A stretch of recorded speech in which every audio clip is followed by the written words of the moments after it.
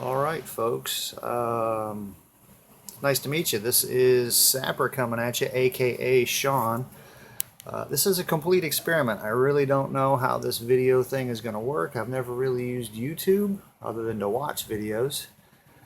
But as you can see before you, I've got a borrowed copy of Next War Korea.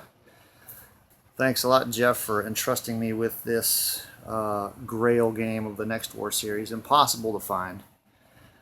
But I've been doing this slow playthrough, a little bit at a time. This game is definitely a table hog. It is time consuming. Turns take a long time.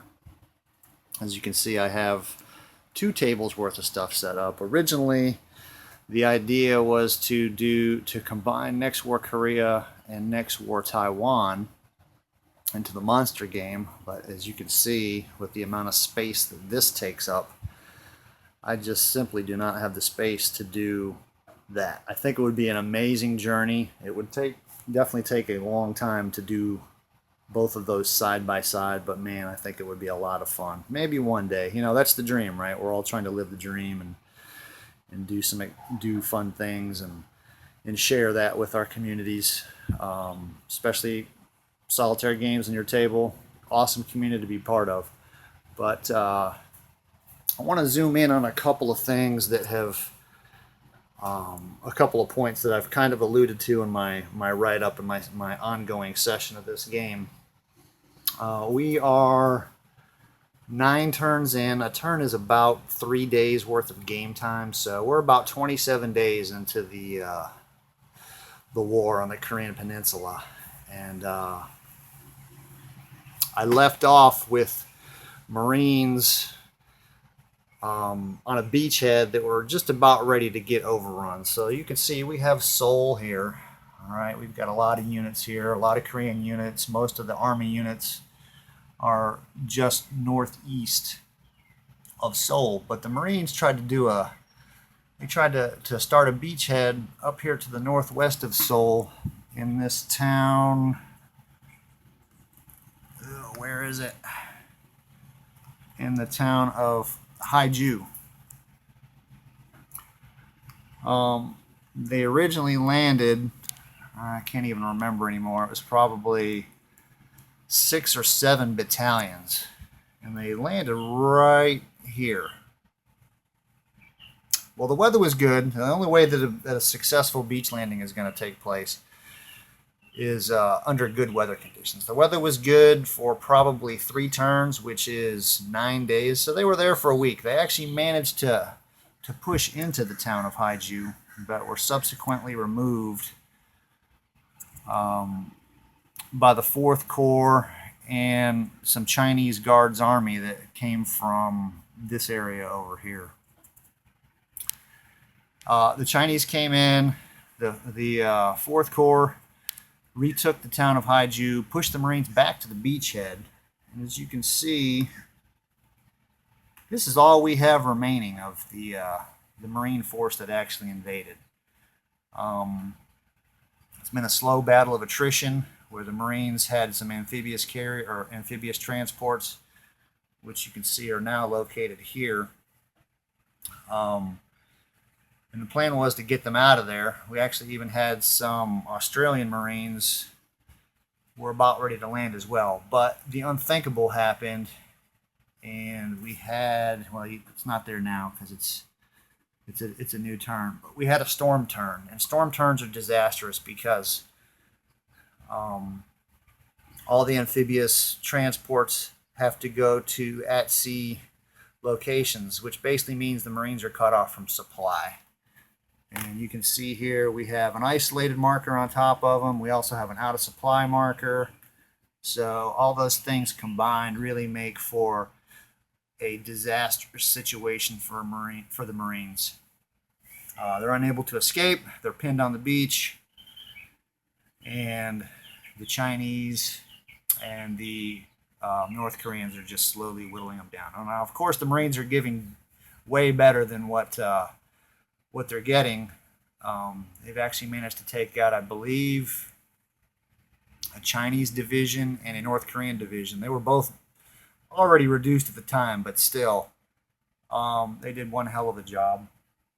Of course, U.S. airstrikes are extremely effective. The coalition forces have been enjoying pretty much air supremacy for the entire game. The North Korean Air Force is definitely not an impressive Air Force, but what they lack in Air Force, they definitely make up for in ground forces. So right now, 1st Light Armored Reconnaissance Battalion, they're the last men standing. It's the Alamo. They need to get off the beach. This coming up turn, beginning of game turn 9, is a clear weather turn. So, and it's contested. The initiative's contested. So the last side that had initiative is the one that will go first. So the coalition should be able to go first, and we might be able to get this one last battalion off the beach into safety. We look up here. Here's our casualties for the entire course of the war. And as you can see, there is a lot of Marine units here.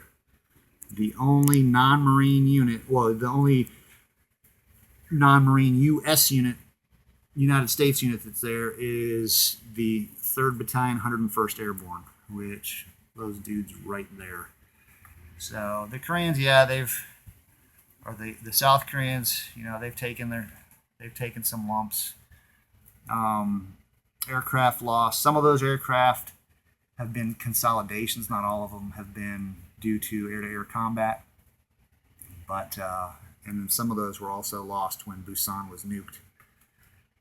North Korean losses. You can see a lot of units here. They've thrown everything they've got at us, and definitely paid the price. Of course, you see all these air units right here. Their air forces pretty much been reduced to nothing. And then there's the couple of Chinese units that the Marines have managed to beat up on. All right. Now we also have the flip side of the coin, where the Marines are the last men standing trying to get out. We have, let's find my tweezers. We have right here,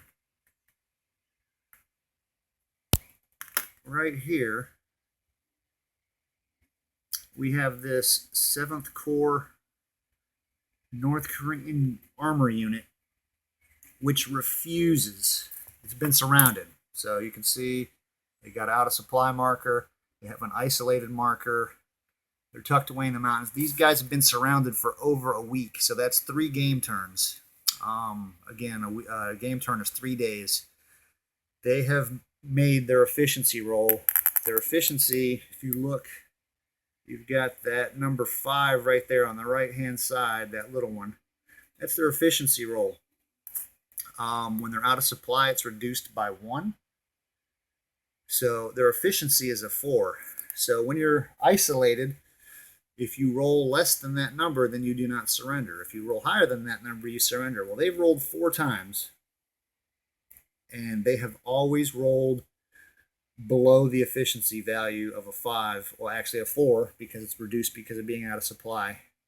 Those dudes refuse to budge.